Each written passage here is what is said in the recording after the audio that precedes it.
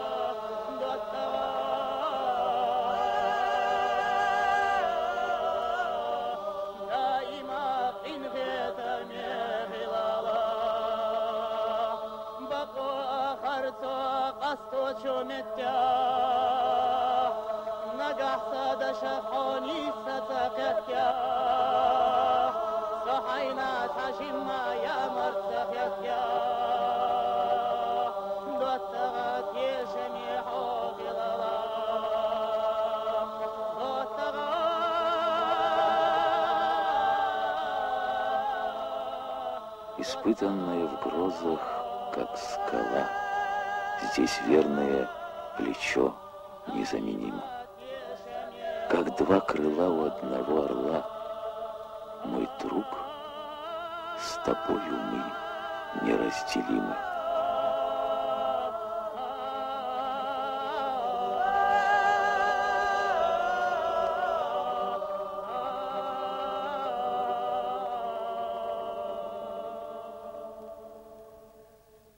Песни Илли — это героико-эпические произведения, своего рода театр одного актера. Их тематика — подвиги, дружба, любовь, верность, благородство. В композиции есть все: вступление, завязка, развитие действия, кульминация, развязка, диалоги. Исполнитель Илланча должен был быть не только певцом, но и актером. Использовать мимику, он должен был уметь жестикуляцию, интонации, передавать характеры героев. Зрители активно сопереживали, их эмоции становились частью действия. Музыкальность, культ слова, чувство юмора издревле были частью чеченской культуры. Именно поэтому чеченский театр с самого начала был глубоко связан с народной традицией — духовной, музыкальной, смеховой. Особенно это проявлялось в театре джухургов и тюликов.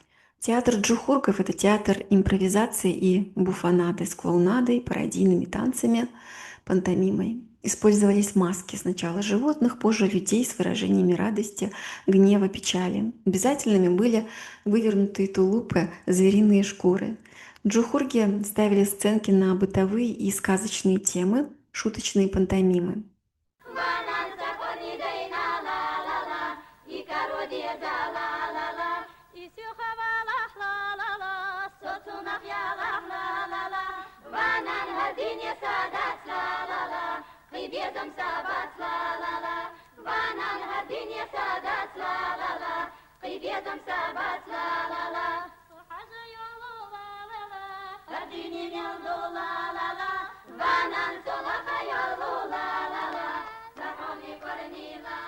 Солнце над всеми одно, и одна ночью над миром восходит луна.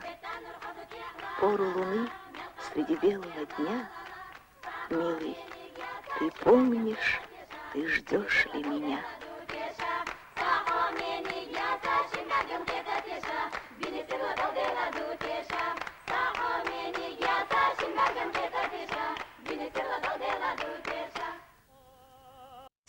Представления проходили на праздниках, свадьбах, иногда вместе с выступлениями канатоходцев Пелхо. Были целые династии Пелхо, а их искусство воспринималось как магическое, почти такое вот сверхъестественное. В какой-то момент духовенство даже осудило его как греховное. И вот еще очень интересный момент. Театр тюликов возник в конце XIX – начале XX века, в эпоху социальных изменений.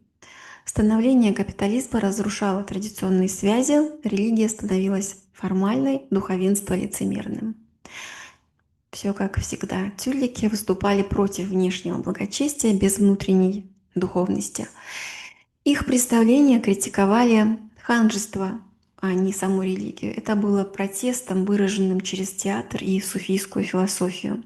Движение тюликов было реакцией на вырождение многих представителей официального духовенства, которое, проповедуя среди простых людей смирение и нравственность, само было готово ради денег оправдать любые действия власти и часто вело аморальный образ жизни.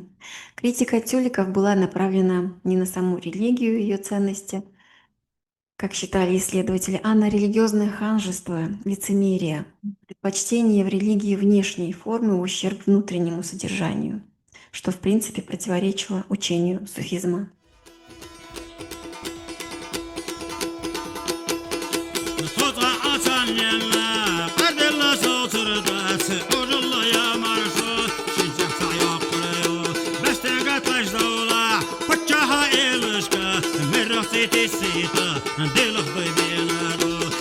Dil